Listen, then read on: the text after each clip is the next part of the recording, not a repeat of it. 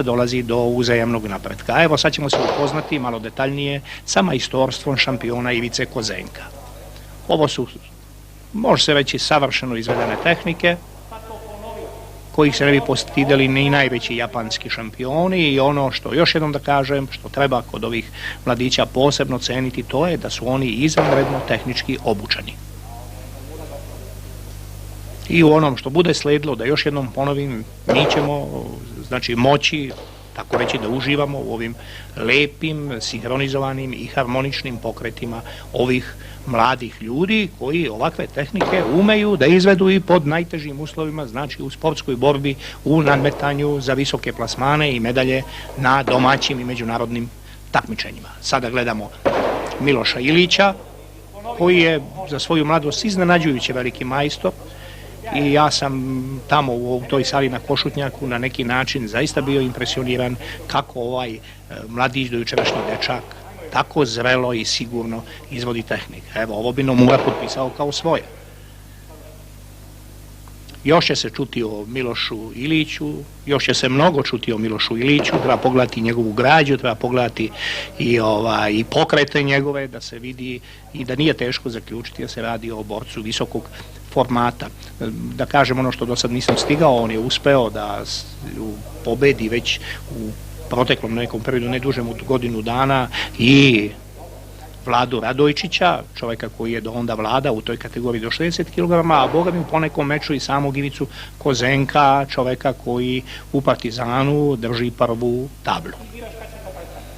Ta ova dva mlada čovjeka će također stimulisati jedan drugog i zajednički napredovati, a evo na delu jednog od naših najatraktivnijih judista, koga je zaista milina gledati, Bojana Ignjatijevića, mladića koji ove tehnike koje ovdje vidimo u školskom izvođenju možda još atraktivnije i brže izvodi u svojim sportskim mečevima. Evo on sa svojim partnerom iz svoje kategorije, Partizanovim timce, koga svi znamo kao Česmu, demonstrira neke od svojih specijalki, i evo sigurno da će judisti koji ovo gledaju umeti iz ovog nešto i da nauče. A u svakom slučaju im može poslužiti kao inspiracija. Evo ja koji sam toliko dugo na Strunjači, ovog dana sam ovdje zaista uživao u ovim toliko sinhronizovanim i harmoničnim pokretima ovih mladih ljudi, a već velikih sportskih šampiona. Ovo je jedno od onih bacanja u kojima se pokazuje potpuno vladanje i svojom ravnotežom svog protivnika i potpuno gospodarenje kretanjem tela u prostoru. Ovo je jedna prava majstorija, nožnjak izveden ala Suzuki. Pogledajte to još jednom.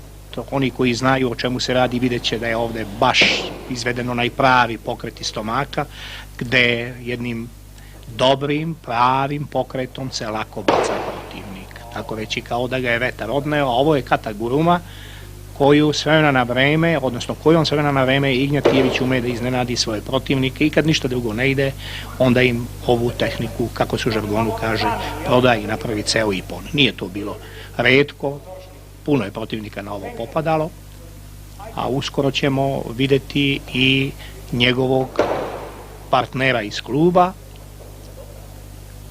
mladog takmičara, perspektivnog, koji ume već sada napravi fenomenalne ipone na takmičenjima. Evo, pogledajte ga kako izgleda njegova školska tehnika. Ovo je sve, tako reći, za udžbenik.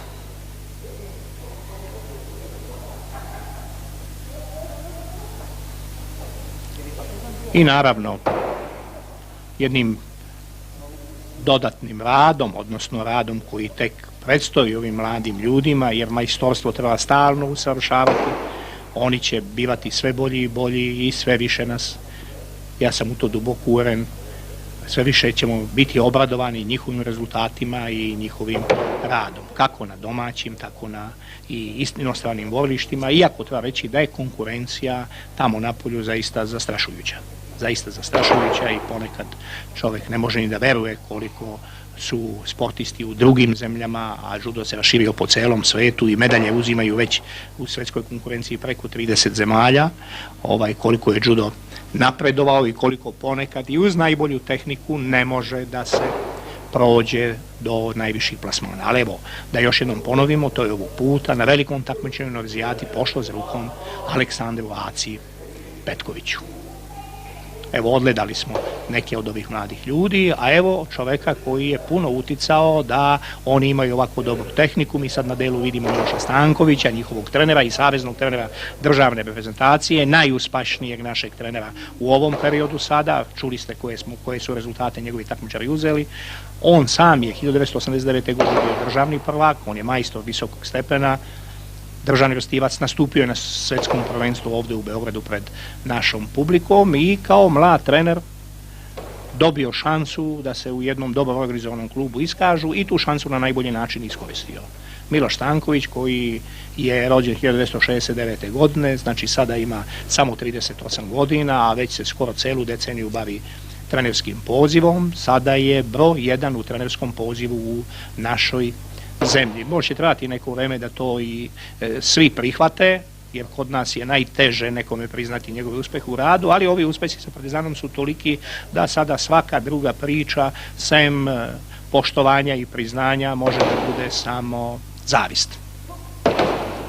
Evo drugog velikog majstora, Bobana Petkovića, oca od Aleksandra Petkovića, evo od koga je Aleksandar učio judo, sem ono što je radio naravno u klubu, što je nezaobilazno i bez čega se ne može, ali on je osnovnu azbuku dobio od velikog majstora svog oca Slobodana Bobana Petkovića, koji je vjerojatno procenio da ništa nije bolje za njegovo dete od toga da postane pravi i vrhunski sportista, i jednim zajedničkim radom porodice, samog visokom motivacijom Aleksandrovom i kluba, jednog veoma dobro organizovanog kluba koji zaista vodi računa o svojim takmičarima. Došli smo dotle da je Aca bio na pobedničkom postolju u dalekom Bangkoku i da se u njegovu čast podizala naša srpska zastava.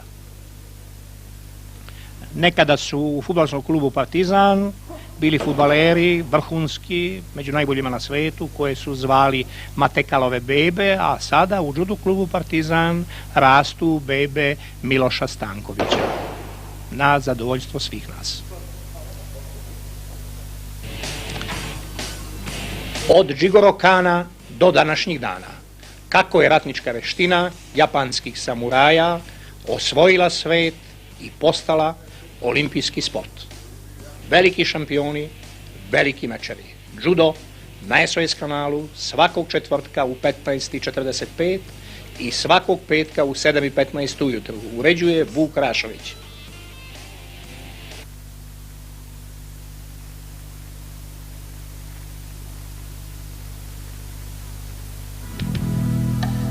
Pa dosta obilne količine vode, s obzirom na ove tropske temperature, vitamine dobijaju i sve ono što je potrebno za tonizaciju mladih sportista.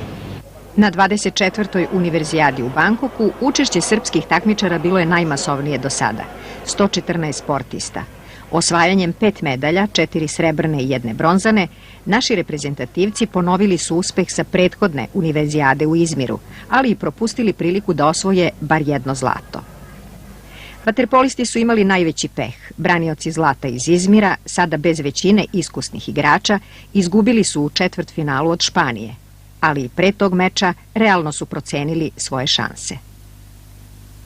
Mi smo onako selekcija koja je mogla da se skupi, nikako nije turistička selekcija, jasno je praktično da je to uglavnom od pravih studenata. To otprilike ima 2-3 igrača koji su kandidati za selekciju ili su bili ranije kandidati, juniorski reprezentativci, omladinski reprezentativci, iskusni igrači, ali objektivno je naš domet bronzana medalja kao maksimum, verovatno. U bacanju diska Dragana Tomašević osvojila je bronzanu medalju, dok je 3 naših strelaca za samo 1 krug propustilo priliku za osvajanje istog trofeja. Za utehu srebro je osvojio Milenko Sebić u disciplini trostav. Džudista Aleksandar Petković je verovatno jedno od najprijatnijih iznenađenja Univerzijade, pošto